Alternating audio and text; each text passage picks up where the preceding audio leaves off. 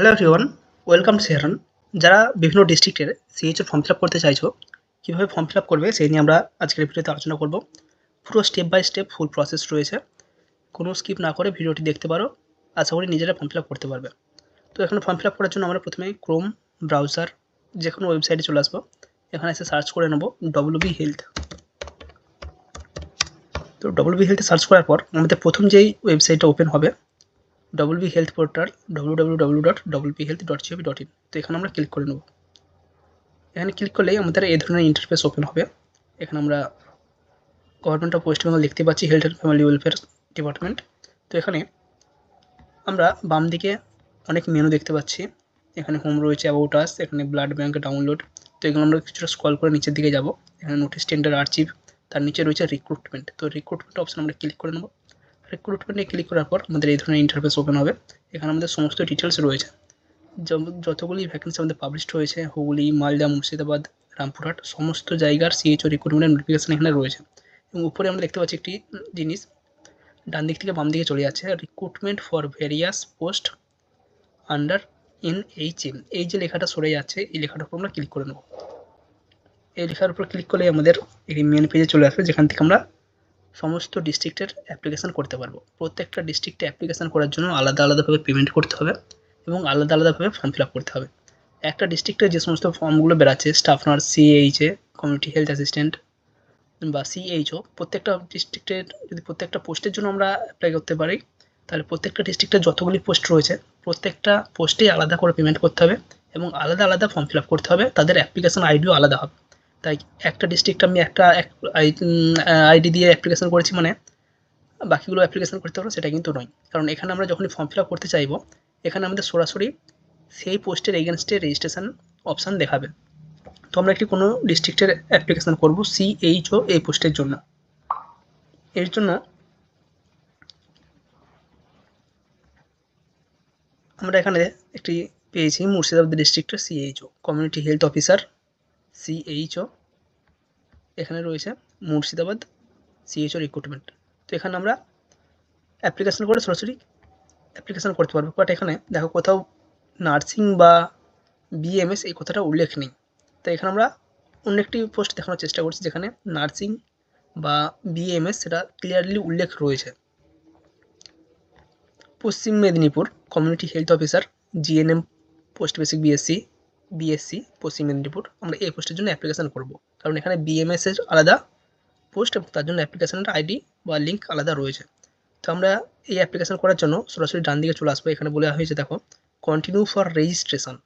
এখানে continue for registration আমাদেরকে click করতে হবে, তাহলে আমরা এখানে রেজিস্ট্রেশনটা করে নিতে পারবো এবং রেজিস্ট্রেশন হয়ে গেলে তারপর পেমেন্ট করে ফর্ম ফিল আপ করতে পারবো। সরাসরি আমরা ক্লিক ফর রেজিস্ট্রেশনে ক্লিক করে নেব। এখানে ক্লিক করলেই আমাদের এই ধরনের একটি পেজ ওপেন হবে।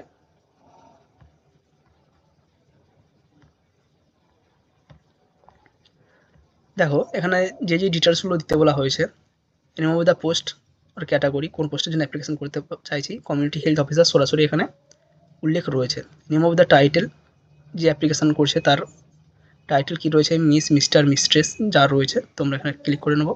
জেন্ডার এখানে চুজ করতে হবে। Are you physically handicapped, no. Mobile number এখানে বসাতে হবে।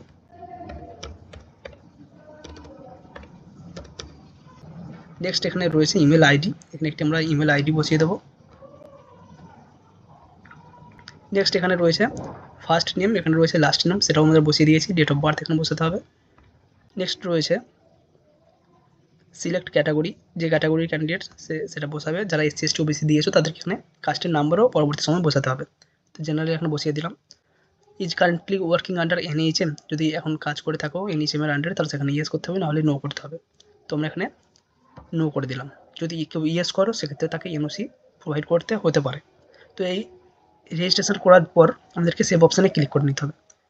সেভ অপশান হয়ে গেল, আমাদের সেভ হয়ে গেল। এখানে যে নেক্সট স্টেপে যাওয়ার জন্য একটি অ্যাপ্লিকেশান দেওয়া রয়েছে, এই অ্যাপ্লিকেশান আইডিটা সবাই অবশ্যই স্ক্রিনশট হোক, ছবি তুলে হোক, লিখে হোক রাখো, কারণ এটা অনেকে হারিয়ে যাচ্ছে, এটা অনেকে বের করতে অসুবিধা হচ্ছে সার্ভার প্রবলেমের জন্য।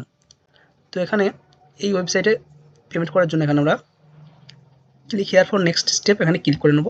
এখানে ক্লিক করার পর এখানে যে আমাদের অ্যাপ্লিকেশান আইডিটা ছিল সেই অ্যাপ্লিকেশান আইডিটা বসাতে হবে। নেক্সট এখানে এন্টার ডেট অফ বার্থ এটাও এখানে বসাতে হবে।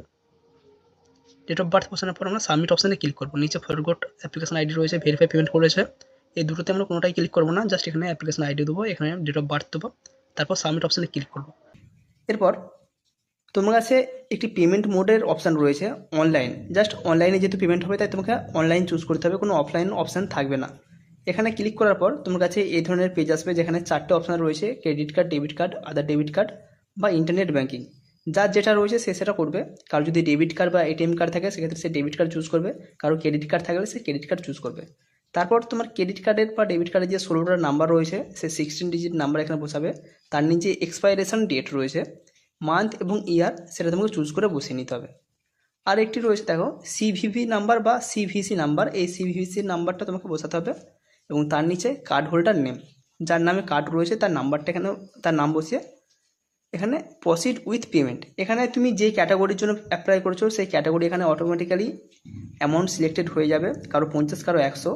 তারপরে এখানে তোমার কাছে একটা ওটিপি নাম্বার যাবে, যেই ওটিপি নাম্বারটা তোমাকে এখানে বসাতে হবে এবং তারপর যে সাবমিট অপশানে রয়েছে দেখো রেড সাবমিট অপশানে তোমাকে ক্লিক করতে হবে। তাহলে তোমার পেমেন্ট হয়ে যাবে, আর কোনো অপশান বা কোনো সমস্যা নেই। এখানে রয়েছে দেখো পেমেন্ট রিসিভড, তারপর তোমার যে পেজ সেই পেজ ওপেন হয়ে যাবে।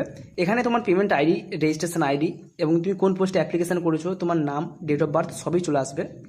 এরপর জাস্ট গো টু অ্যাপ্লিকেশান এখানে ক্লিক করে নেবে। অপশানে ক্লিক করার পর আমার কিন্তু পেজ ওপেন হয়ে গেছে। কারো কারো ডাইরেক্টলি পেজ ওপেন হচ্ছে, আবার কারো কারো পেজ ডাইরেক্টলি ওপেন হবে না।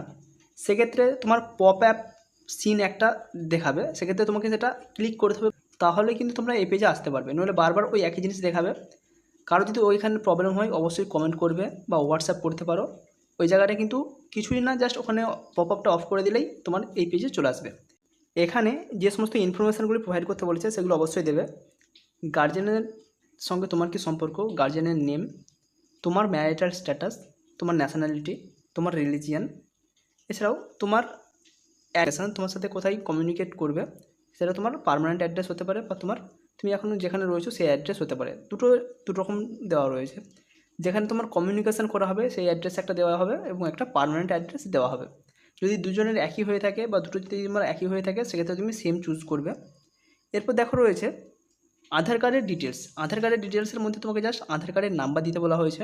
তারপর রয়েছে ল্যাঙ্গুয়েজ নোন, তুমি কটা ল্যাঙ্গুয়েজ জানো, ইংলিশ, বেঙ্গলি, হিন্দি, আদার্স কী কী জানো সেটা তোমাকে এখানে টিকচিহ্ন দিতে বলা হয়েছে। কেউ যদি 3টেই জানো সে 3টেই টিকচিহ্ন দেবে।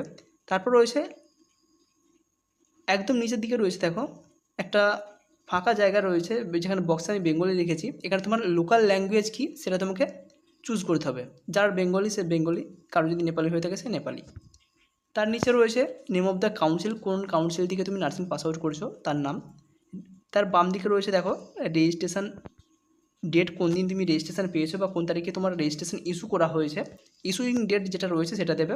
এবং প্রফেশনাল রেজিস্ট্রেশন নাম্বার বা রেজিস্ট্রেশন সার্টিফিকেট বা reciprocal registration number from WBNC এটা দেবে। এরপর দেখো একদম নিচের দিকে রয়েছে একটি টেবিল রয়েছে যেখানে তোমার সেকেন্ডারি এডুকেশনের নাম্বার, হায়ার সেকেন্ডারি এডুকেশনের নাম্বার, জিএনএমের নাম্বার দিতে বলা হয়েছে। যাদের বিএসসি তাদের বিএসসির নাম্বার, সেকেন্ডারি নাম্বার দেবে, কোন ইয়ারে পাস আউট করেছো, কত মার্কসের মধ্যে কত মার্কস পেয়েছো এবং কোন কোন সাবজেক্টে তোমার স্পেশালিস্ট ছিল বা কোন কোন সাবজেক্ট তুমি পড়েছো। এইচএসের ক্ষেত্রেও একই, টোটাল কত মার্কসের পরীক্ষা দিয়েছো, কত মার্কস পেয়েছো।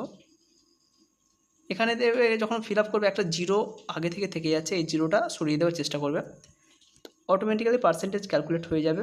ইয়ার অফ পাসিং, কোন ইয়ারে পাস আউট করেছো এবং কী কী সাবজেক্টে কোন কোন সাবজেক্ট নিয়ে তুমি পড়েছো। এরপর যেটা নিয়ে মেন প্রবলেম হচ্ছে জিএনএম, জিএনএমে তোমার কত মার্কস বসাবে সেটা নিয়ে তোমাদের অনেকেরই প্রবলেম হচ্ছে। সেক্ষেত্রে বলবো তোমরা 3টে ইয়ারে টোটাল যে মার্কসের পরীক্ষা দিয়েছো সেই মার্কসটাই বসাবে, কারণ এখানে বলা হয়েছে full marks in final year, final ইয়ারে তুমি কত মার্কস পেয়েছো সেটা এখানে দিতে বলা হয়েছে। সেই হিসাবে দাঁড়ালে কিন্তু থার্ড ইয়ারের মার্কস দিলেও হবে, কারণ ফাইনাল ইয়ার বলতে থার্ড ইয়ারকেও বোঝানো হয়। তবুও বলবো তোমরা 3টে ইয়ারের মার্কস দাও। লাস্ট ইয়ার কিন্তু 1600 নাম্বার দিয়েই ফর্ম ফিল আপ করা হয়েছিল এবং সেটাই কিন্তু অ্যাপ্রুভড করেছিল, সেক্ষেত্রে 1600 নাম্বারটা দেওয়াটাই বেস্ট হবে। তাছাড়া তুমি যদি এখন 1600 নাম্বার দাও তোমাকে যে ক্যান্সেল করে দেওয়া হবে সেটা কিন্তু নয়। যখন ভেরিফিকেশান হবে তোমার যদি 400 নাম্বারের মধ্যে হয় তাহলে ওনারাই কিন্তু ঠিক করে নেবেন, তোমার যদি 1600 নাম্বারের মধ্যে হয় তাহলে এটাই ঠিক থাকবে। সুতরাং কেউ যদি 400 নাম্বার দিয়ে অ্যাপ্লিকেশান করে দিয়ে থাকো সেটাও ভুল নয়। কেউ যদি 1600 নাম্বার দিয়ে অ্যাপ্লিকেশান করে থাকো সেটাও ভুল নয়। এরপর নিচের দিকে রয়েছে দেখো proficiency in basic computer knowledge. তোমার কি বেসিক কম্পিউটার নলেজের সার্টিফিকেট আছে? সার্টিফিকেট ইন কম্পিউটার বা ডিপ্লোমা ইন কম্পিউটার এই সমস্ত যদি তোমার কোনো সার্টিফিকেট থেকে থাকে তাহলে অবশ্যই ইয়েস লিখবে। এরপর রয়েছে দেখো upload your photo should be 20 থেকে 30 কেবির মধ্যে তোমার ফটোটা আপলোড করতে হবে, এবং আপলোড ইওর সিগনেচার সেটাও কিন্তু 20 থেকে 30 কেবির মধ্যে হতে হবে।